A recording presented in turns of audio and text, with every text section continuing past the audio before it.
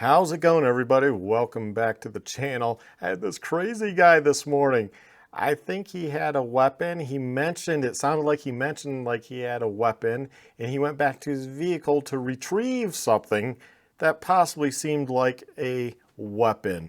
So here I am. I'm just minding my own business. This is just to show you I never saw that vehicle the whole time on the road. He wasn't even coming the same way as me or anything. I'm just going up to Captain Jack's to enjoy a ride on the Talaria Sting e-bike.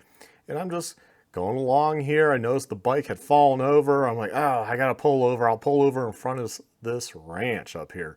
So I pull over, coming up here, like this area. It's kind of wide. I don't want to park in their grass too much, so I pull over just enough. It's not that busy, not that many cyclists out right now. So I'm like, perfect.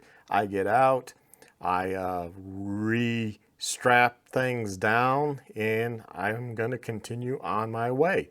I'm just showing you, there's no one around. So many videos people post up never show you way before. I'm showing way before because absolutely nothing occurred. Never seen this guy before in my life. It shows you there are crazy people out there in this world that will do you harm for no reason. I'm pretty sure he had one of those pew pews. I'm not sure if YouTube is all sensitive about that, so I'm just not taking chances.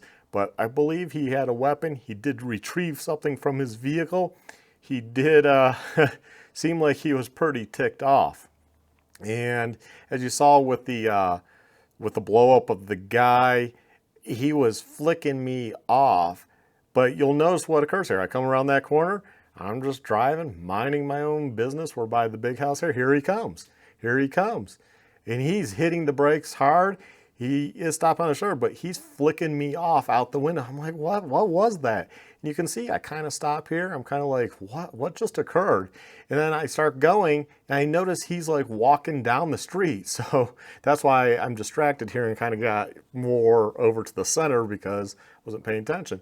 Our conversation is like 20 seconds long. I'm just like, who are you? I don't know you, I don't know you, I don't know you. I keep repeating that. I just came from back there. I have no idea who you are. And then that's when he went and grabbed something out of the vehicle, turned, and he was saying something like he had a weapon. It was very hard. I'm a pretty good distance from him, and I'm hard of hearing because of dirt bike. So I come up here and I do the stupid thing. I'm like, well, I should go back and get his plate number. I don't have his plate number. And as you see the dash cam footage, this dash cam is not that best, so it didn't catch his plate. It's blurry, so I did not catch his plate number. So I wouldn't have had that to call 911 and say this guy has a weapon. So I kind of sneak back up here and I find him back here behind Rudy's. And I don't really know all these street names. That comes into play with 911 because I don't know the street names. So right here, he noticed me. I don't know if he noticed me on that corner, but he noticed me here. He darts into there, and you can tell I'm like, oh, he noticed. So I stopped. No one's behind me. And I'm like, proceed cautiously up here because I don't know what he's about or anything. He's already flipped a U-turn, and he's sitting right there.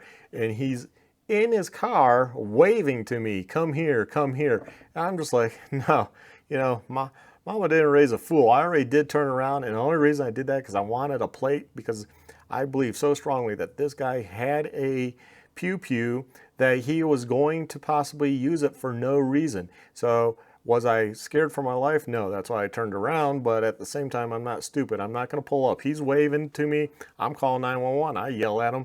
I'm calling 911, and I'm dialing, and I'm trying to give like, hey, I'm over here. I'm behind Rudy's, and I don't know the street because there's no street sign. And I'm by the storage facility, Red Rock Storage, a Mountain Shadow RV / mobile home park over here. And, you can see the shadow on the ground. He's still sitting there. He's just waving me over. I'm not coming over. I kind of wave at him one point, you come over here and we can talk, But no, he's not. And I stay with 911, and eventually we're going to skip ahead. You'll notice the timestamp. The times and date are totally wrong, by the way. He's going to leave, and that's pretty much it, other than I turn around, I grab the closest corner section and report everything to 911. And we go from there. And the first thing I told 911 was his plate number. We started off with that. So, because I knew I wouldn't remember it, I had nothing to quickly jot it down with. And I didn't know if he was going to pull away. So as soon as they answered and said, well, what's your emergency? I said, I'm going to give you a plate number. And then that's what I did. I gave a plate number. So anyways, that was my morning. And the cops are going to pay him a visit to his house because, yeah, that's a very serious thing. Going road rage on somebody you don't even know, never seen before. I don't know if he's upset about the motorcycle, mountain bikes, hikers on that road, what his deal is, what his problem is, why he's flicking people off, why he's stopping in the road, why he's jumping out of his vehicle, why he's retrieving something that it sounded like he said he had a gun, and he went and retrieved something that I perceived as a gun, and I got the heck out of there. That's when my back's facing. I don't tactically have an advantage, and I don't have an engine block to stop any bullets. So I'm like, I'm out of here. Of course, he didn't do anything. And then I started thinking, well, I should go back. That's probably, maybe I shouldn't have done that. Let me all know what you would have done. I don't know. Maybe I shouldn't have followed. Of course, 911 is going to tell you don't follow. They did lecture me on that afterwards. I know that. But at the end of the day, I'm not that scared as long as I can keep the guy in a tactical, in a way that I can watch what he's doing. And when I had him over there, I could watch what he was doing. And yeah, they're going to pay him a visit. And I hope something comes of it. I told him I'll press charges because this is totally ridiculous. So they're gonna go to his house. And I just got off the phone with the Colorado Springs Police Department, and they're going to look into it. So anyways, you all take care, stay well, stay safe, and it is best advice, don't follow people because they could be crazy. He could have done a lot more. I know that. I took the chance, and I just hope he gets off the road because we don't need people like that on the roadway that wants to do harm to others. So have a good one.